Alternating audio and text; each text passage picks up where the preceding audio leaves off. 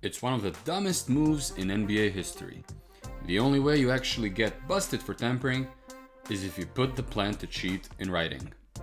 Guess what the Minnesota Timberwolves did? Back in 1995, the Golden State Warriors had the #1 pick in the draft. They didn't take the risk and select Kevin Garnett out of high school or another power forward by the name of Rasheed Wallace. The Warriors went with Joe Smith. After a decent 2.5 years, Smith didn't live up to the #1 pick, so the Warriors traded him to the 76ers. He expressed a desire to go back to the East Coast, and the Warriors respected his wishes. So everyone was surprised when he signed with the Timberwolves at the end of that season. Not only did he sign with the Wolves, but it was a $1.75 million one-year contract. Smith may have underachieved for a #1 pick, but that contract? The Warriors had offered him an $80 million extension, and he walked away from it. Something was up. Smith and Garnett shared an agent, Andrew Miller. When Miller decided to part ways from his partner, Eric Fleischer, Garnett and Smith stayed with him, which prompted a lawsuit that led to the unearthing of many documents, including a document detailing the illegal deal the Wolves had made with Smith.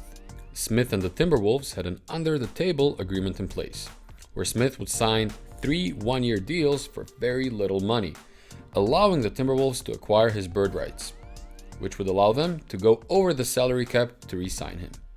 That way, the Wolves would have time to bring in other players and make it up to Smith after the 3 one-year deals. He would then be rewarded with a lucrative contract that would have paid him up to $86 million. Before the 2000 season, the NBA's investigation was done, and David Stern wasn't happy. The league went through 3 lockouts in 95, 96, and the latest one in 98-99 season.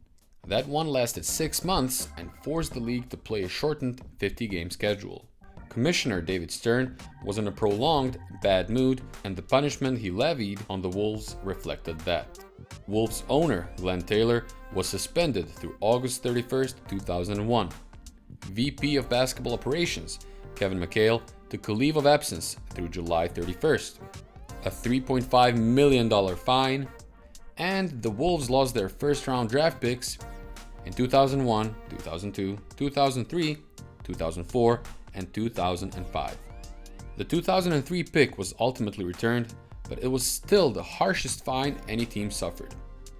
So when you wonder how come the Wolves couldn't put up a decent team around one of the greatest power forwards of all time, losing 4 first-round draft picks might have something to do with it. That was the biggest punishment of all. They had to watch Kevin Garnett win a championship for the Boston Celtics. If you enjoyed the video, please hit like and subscribe to our channel for more basketball content.